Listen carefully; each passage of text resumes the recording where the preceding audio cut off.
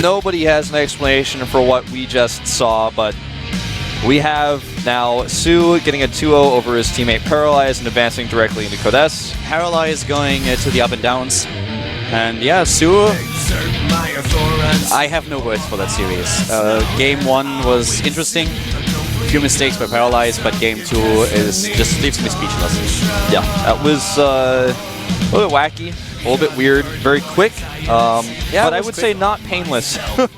No, not really painless. There are a few games that come to mind that ended in a similar fashion, but I did not expect this game to go this way.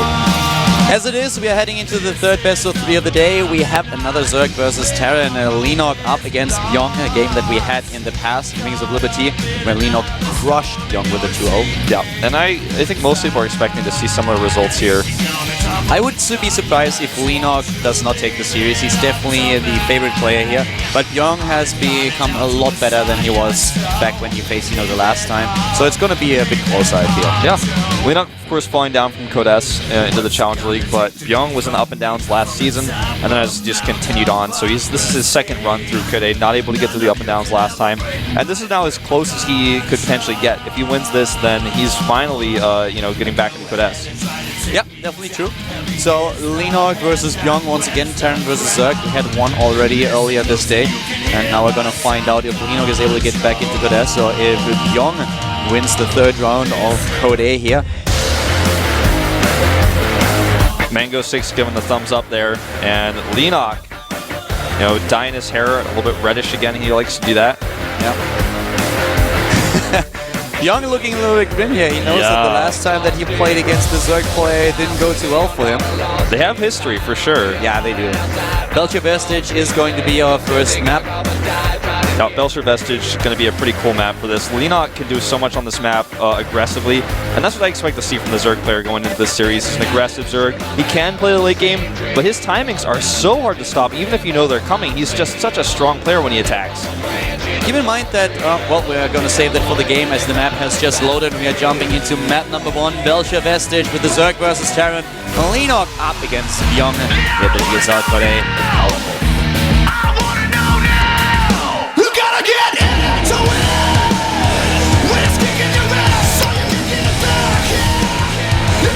Starting to the top left of Belcher Vestige, we have the Zerg player for Team FX Open.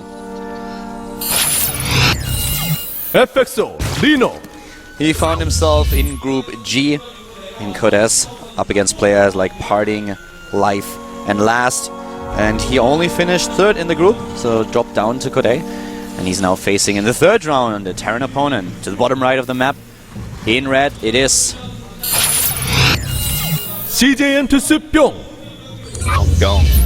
Bbyong last season was in the up and down, so he has started with the first round of Code A where he defeated Pet, the Zerg player. Then he advanced over Maru to now face Leenock in the 3rd round of Code A. And Leenock, of course, he defeated in the 2nd round Swagger, aka Killer.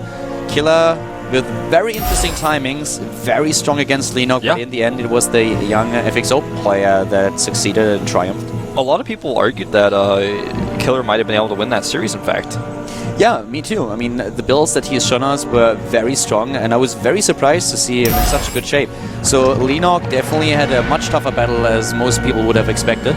But he's now in the 3rd round, and if he defeats Bbyong, he is going to go to Code S.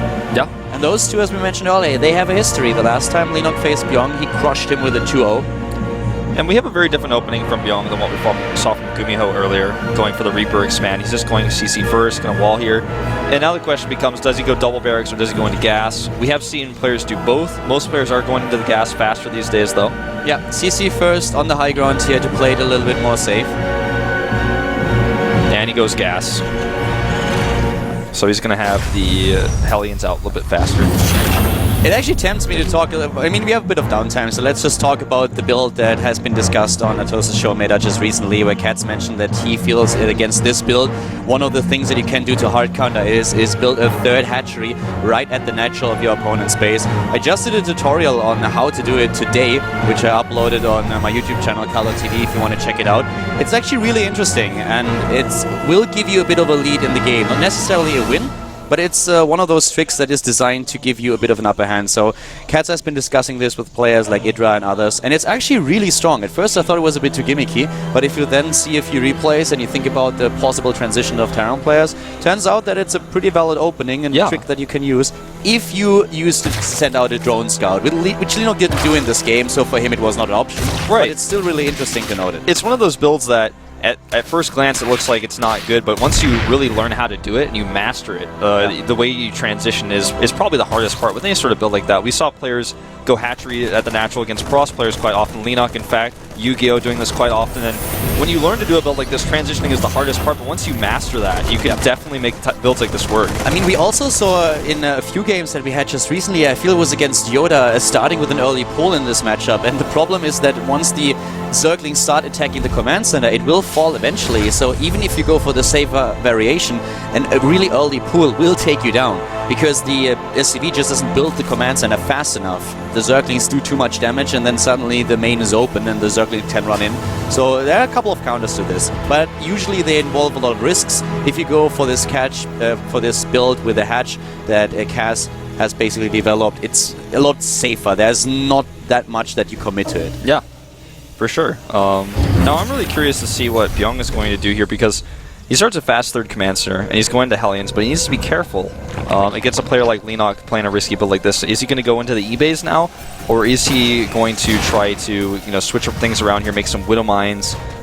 He has to make a tough choice, because Leenock is known for his aggression. He's not added a Roach Warren just yet, and it looks like he's not going to. He's only mining with one drone at the gas, but you have to be very careful against the Leenock here. He even starts... for some reason, I saw something flash and I thought he started another command center. I was freaking out. I got nervous. I was like, no, you can't do that. No, he has the third tier, but we have Leenock already with a few units over at the third base, just trying to find out when exactly the command center is flying over there. For now, of course, he has to defend against the Hellions that are on the map.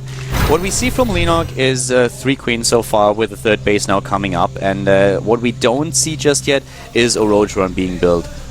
Yeah, no Roach Warren at all, and... right now, the Lings actually sneak into the natural. Leenock is just a master of doing things like this. He does not get into the main base, but he sees the reactor here. Yeah, I was asking a little bit too much here, but it's actually something that works quite often, because Terran players then don't expect it. The Zergling suddenly in the main base sees everything.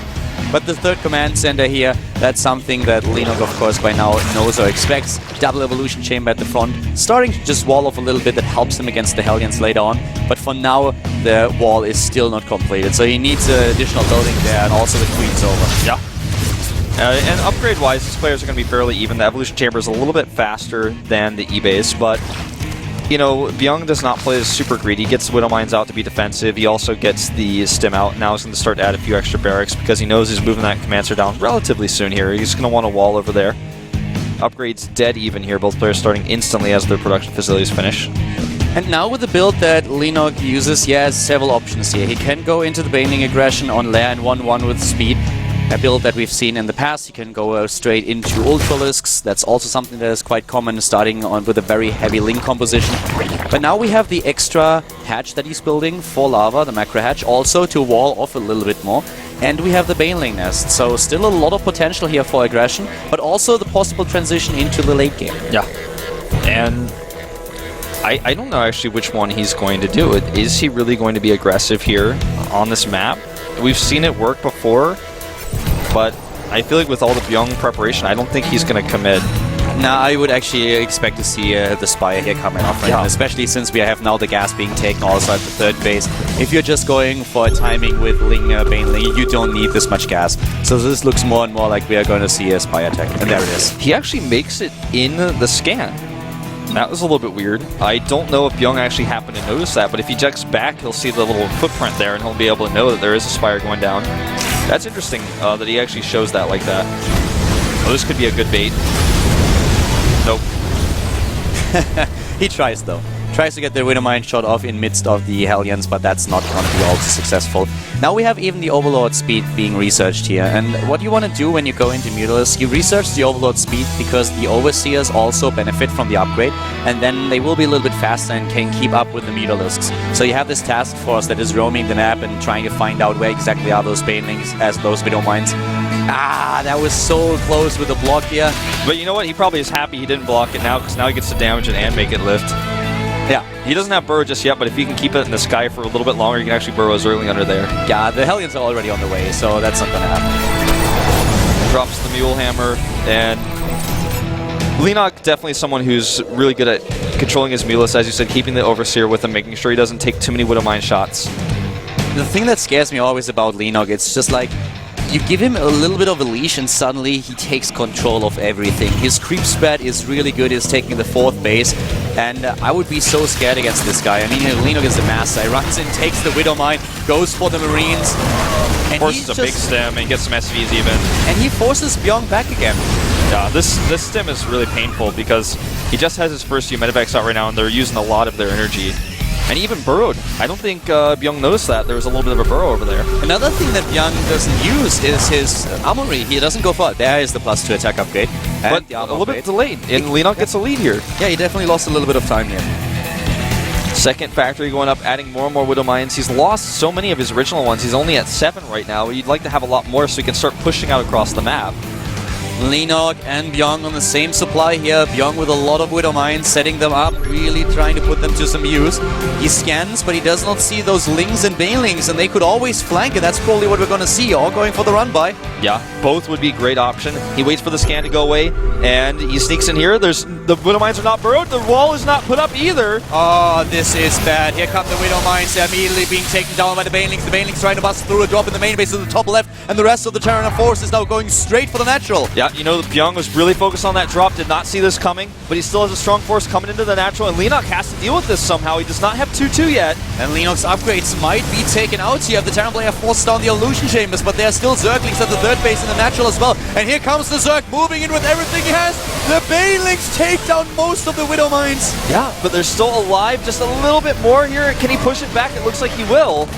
Leenock finds himself at the same supply as his opponent, but he has a huge bank that he can work with as soon as he has the lava. He's forcing Bbyong back, and Bbyong lost a lot here. A lot of harvesters in particular. Yeah, he really did, and he's losing some production. He needs to repair that factory. It looks like he just realized he's going to send an SCV over, but Bbyong, you know, he defended his attack, or he defended Leenock's attack really well, but his attack just did not do as much as he would like. He's doing a lot of damage here with 1 Marine in the main base, though. Leenock needs to wake up here. Yeah, he sends 2 or 3 Mutalisks up to the top left to take it down, but the problem for him really will be to defend his 4th base. I don't think that he can. Oh, and these Widow Mines are still alive. I don't think he realizes it. He's so distracted by this big army that's now going to kill that base you were talking about. And the Widow Mines were taken out. That was close call, though.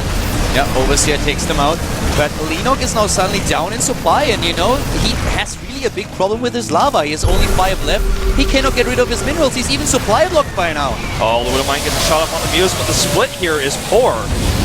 Bbyong has a really good position here. If Leenock doesn't get a hold of his macro management with the lava production, then he will fall farther and farther behind. Yeah, don't forget that Bbyong is now tied up the upgrades and he's getting the faster burrow upgrade for now his triple production Widow Mines. Here come the extra queens now for Leenock. He needs to get those injects going again. Yeah. He's making 8 more tumors right now as you speak to, just continuing to push his creep out. It's going to help him defend his bases, especially the satellite ones on the left and the right, a lot better. We are 3 base against 3 base, and this gives the Terran player with the extra mules a bit of an edge. A lot of scans being used. Once again, a dropship on the way to the top left has been spotted by the Overseers. Yeah, I wonder if he noticed, though. Well, there's a Baneling in position. That's really helpful. And there's also a Spine about to finish. Yeah, but I don't think that he will really deal with this too well if his opponent reacts. If Bbyong reacts well, he can just walk a bit more to the right, and he has another attack going straight for the 3rd. Leenock cannot afford to lose this 3rd base. Yeah, he just does not have enough larva to really defend. He doesn't have enough units to split between the bases. Good Widow Mine shots here again, and Bbyong, he's got the momentum here. He's really impressing me right now. The Banelings are doing a decent job, but the problem are those Widow Mines that are still alive. One of them trying to get the shot off, well targeted here straight into the Mutalisks. Yeah, you can definitely tell that was manually targeted on those Muse. Unfortunately, he doesn't have a lot to clean them up, but here comes the second wave. Yeah, and Bbyong is really on his way to maybe take this first game. He has still a lead in overall supply. He's heading into 3-3, and Leenock is struggling a lot in this game. Brilliant targets on those Widow Mines, though, before they could burrow, and he got out without losing any Muse. He knows that he's in dire straits right now. He needs to eliminate that Widow Mine count as best as he can. It's down to 4 right now, so this is now going to be about the Baneling splits, or rather the Marine splits against the Banelings. What is that to the top left? Can you check on our Observer PC what we have? It's just an empty dropship he left there by mistake. Nice finds and medivac here. That was good for Leenock. but Bbyong is really impressing me here, doing very well, adding 3 additional barracks. He wants to pump out even more. We have borrowed Banelings for Leenock, and Bbyong has been scanning a lot in the last... What? Did he actually? No. Well, it was okay. Widowmine here going to get a shot, but it hits mostly Marines, in fact. We have an attack now with all those Mutalisks at the third base. This is exactly what Leenock has to do. But there's such a massive repair on the bunker, and 2 Mutalisks are already down, a third one dying, a fourth one. It's one of those catch-22s. It's like, well, if he repairs the bunker, I'm going to kill all of his SCVs, but I'm going to lose too many Mutalisks in the process. Do I stay here or not? Oh, 2 hit points on that medevac. He doesn't get it. Oh my god. All those Marines doing damage now, and once again, Leenock at 1,600 minerals and not enough lava to get those Lings and Mutalisks out. Yeah, he's just really struggling with his production here, and Bbyong may actually hit the final blow right now. I think he will. Leenock cannot produce. He's just got too much army, and Leenock does not have enough. 3-3 is about to be done for Bbyong as well. It's going to help him finish this off. 2,000 minerals. He has 2,000 minerals. I cannot believe it. We have 5 queens, but he doesn't get those injects that he needs. Yeah. At that moment in time, he had 4 larvae available as you were looking at the unit tab there. And if Bbyong's army is pushed back here, he needs to start... What is going on? I don't know what happened there, but... Well, he took out the third base. There is another base to the left side of the map now for the Terran player. But he just lost a ton of stuff. Leenock is... You know, he's having trouble with his larva, but he's definitely taken really good engagements. I feel like Leenock's control in this game is much better than Bbyong's when it comes to picking off Widow Mines and catching these dropships. You know, I agree, but the problem is that we have 3-3 nearly done for Bbyong, and Leenock is only on 2-2. So we will have an upgrade advantage. The 4th base, he might be able to take that out, but with the production cycles that Bbyong is now hitting, he has enough units to push this back once again. And Leenock is really running a little bit out of steam. Yeah. He lost his 3rd base. I'm not quite sure if Bbyong knows about the base to the left side, the 4th for Leenock, but if he does, and if he attacks it, it's going to be difficult for Leenock to defend it. Yeah, I mean, he's got this momentum right now, especially with 3-3. Leenock needs to buy a little bit more time. He is finally hitting those injects a little bit better, as you can see, spending his minerals. Yeah. That was really his biggest issue. He was supply blocked earlier, then he had no lava available. He was at 2,000 minerals that he could never use. But now we have all these upgrades, as highlighted by Legend here, that come into play for Bbyong and give him an additional advantage. I don't know where these Banelings are going, but I think it's going to be a disaster one way or the other. Here comes Mutalisks coming in to kill these SCVs before the planetary's done. Really well done. Leenock now suddenly has a shot of also taking out this one base. There are a lot of SCVs that are repairing, but they get the extra glaive worm shots off. And look at the resources for Bbyong. He has to spend a ton of resources on repairing. He's very low on minerals right now. Leenock is starting to stabilize. He's really starting to stabilize and to get a grasp on the game. He was struggling earlier, and it really looked like Bbyong might be able to win it right then and there. But now Leenock still has a shot of coming back into this match. I just got to be very careful against those Widow Mines, though. That was a bit overzealous trying to go in there. He does pick off a few of the Marines. This time he's got Banelings. We have another dropship on the way to the top right now. Leenock Zergling's already in position. Yeah, Leenock cannot afford to lose this Mutalisk ball or take too many more Widow Mine shots because the 3-3 upgrades of Bbyong will rip through whatever's left of them. He needs to split here. He's losing too many Banelings. Another drop now to the top right, as we mentioned earlier. And Leenock is trying to rely on his links once again. He's not even able to get up to Hive and to go for Ultralisk or anything else. He's not able to get a flank here. The split is good for Bbyong this time. He's trying to rely on Mutalisks, Sling, and Baneling, but with a +3/+3, it's so difficult. The split is okay, not the best, but still. I feel like Leenock's experience in this matchup is really showing through. It's like he's got all the cards stacked against him, but he's still... Oh! Ouch. Those Widow Mines are making me stop talking. Yeah, Widow Mines are horrible in this situation. He was walking into a minefield, or flying into a minefield.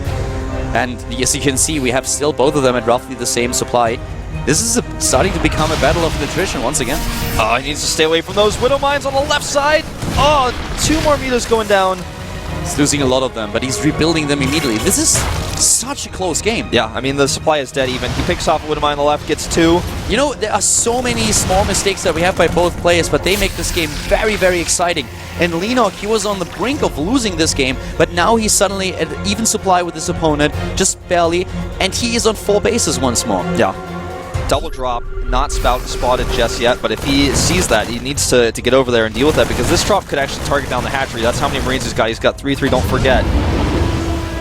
Creep Tumor is immediately being replaced by Leenock, but he doesn't see the drop until too late. Now sends these units over. Double job hitting now. The Zerglings are there. The Widow Mine is borrowing. and he gets the shot off, but it doesn't hit too much. Bailing's rolling in to save the day. Bbyong could have used this opportunity to run into the base at the 9 o'clock, but he just waited. He's got this really nice spread on his Widowmines. Yeah. Oh no, another Widowmine dropping down here. You know, none of those players can really transition out the composition they are using now. Usually as a Terran, at some point you would love to go into a composition that centers a bit more around Raven, but he never really is able to build up these resources for it, so he's just sticking it out with the Bbyong and the Widowmine, which works quite well for him. And Leenock transitions into a Hive tech now. He feels confident enough to go into Hive, but he's really falling behind in supply. Yeah. Killing those dropships like this, that is helping him a ton, though. You know, I don't think he's going to hold this hatchery, but he's going for a major counterattack. He's cutting off a lot of reinforcements here. Some Baneling traps being set up as well. Catching those few medivacs, and he's aiming straight for those command centers now, whereas his hatch is being eliminated. But the next round of Marines is welcomed by Bailing, Zerglings, and Mutalists. If he can camp the production and do damage here, he might just be able to put a stop on Bbyong's reinforcements. Yeah, don't forget he also has that hatchery being remade at the 3 o'clock expansion. So even though he lost a hatch, he's been making this one on the other side just in case. I still think Bbyong has a much better position, though, in this game. He stabilizes, he holds his command center, he's doing more damage on the main, he sees the Hive. You know, overall, this looks like a battle between micro and macro. Yeah. The macro of Bbyong is really excellent, but the micro of Leenock is giving him so much trouble in the fights. That's a really good way to put it. I completely agree. Leenock has a lot of experience in StarCraft 2 and in this matchup especially, but Bbyong, you know, his macro and his StarCraft 1 skills are really showing through. He's just a little bit crisper. And it really pays off. He's 60 supply ahead now, and he's trying to take another base at the right side of the map. Leenock was hitting the economy of Bbyong earlier in the game very well, but now he is struggling because he has to defend against this constant stream of units that's just heading towards his bases. Yeah, and you know, he keeps eating those Widowmine shots. I can't even imagine how many kills the Widowmines have gotten in this game. It's so difficult for Leenock to engage with the Widowmines being around. There are 14 of them buried everywhere on the map, and the Mutalists alone have such a hard time of getting into a good position because of it. Yeah, he's got a Spore Crawler here to help against Widowmines. This time it looks like it will survive, but the splits here are really good this time, and I think Leenock is actually dead at this point, and he can't recover anymore. He's losing all of his drones, may lose this hatchery as well. Infestor's a bit too late. Yeah, the Infestors are a bit too late here. The Hive tech is finally done, but that's not going to help him at all. Bbyong can completely afford to lose these units here. It's absolutely fine. Yeah, he trades against the Mutas too with his 3-3. The upgrades are just all this. GG. Very interesting game that we've seen. Bbyong with great macro, lacking a little bit in the micro department. Leenock, on the other hand, making very weird mistakes for a player of his caliber. Yeah, I don't want to say it was nerves. I just feel like Bbyong's style kind of hurt him with the really, really heavy commitment to Widowmines.